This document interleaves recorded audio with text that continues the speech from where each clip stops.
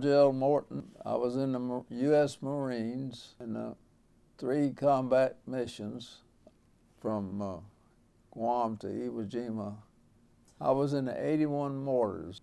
On Guam, one night, whenever we were held up at this place was waiting for our tank commander that was killed to be replaced and all, it took about 2 days for us to, and they were really eating our lunch at night, day and night, and the tanks weren't moving, we weren't moving, and so we were just in open fire, as you call it.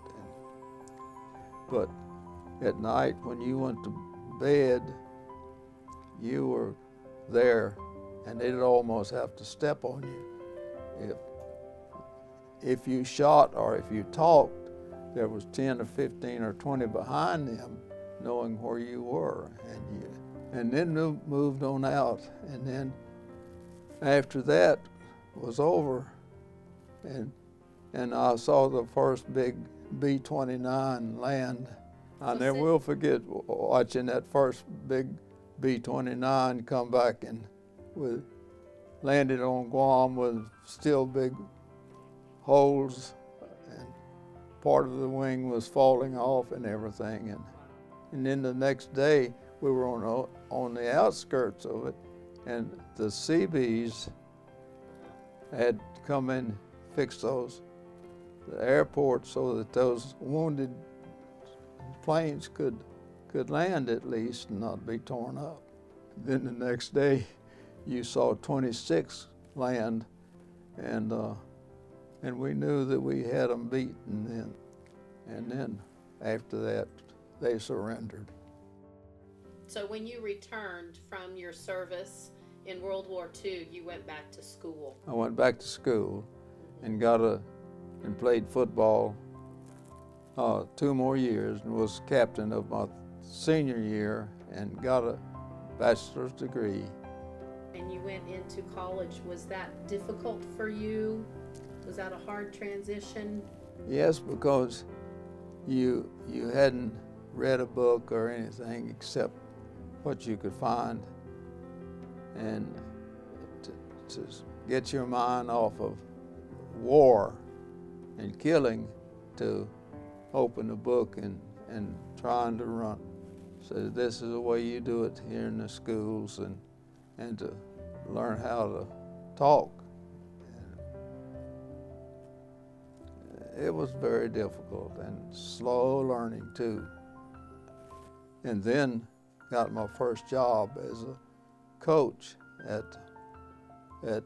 Galveston Public Schools, Ball High School, and I was a coach, and I was working on my counseling degree and my master's degree, and moving on in life,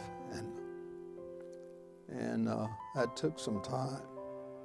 And then by that time I had moved up to assistant principal out of coaching.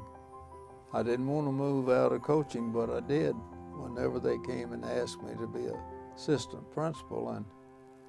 And then I served there about 3 years, and then went on as a high school principal, a very young guy. And what years were you there at Ball High School? Gee, lady, I don't know. But I served principal for 4 years, and then assistant principal.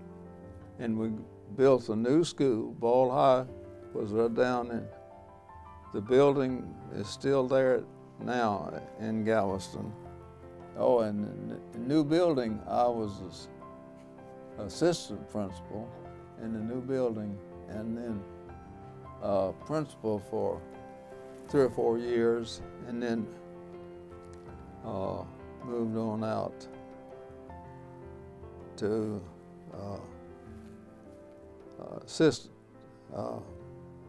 Moved from high school principal of Ball High School to Sam Houston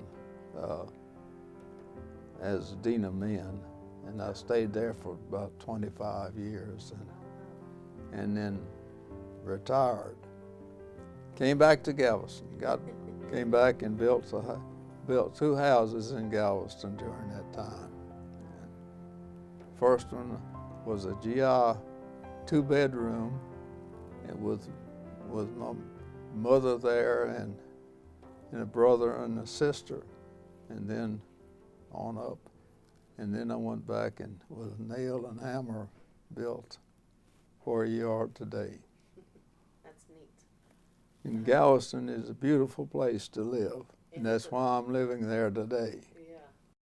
We the people of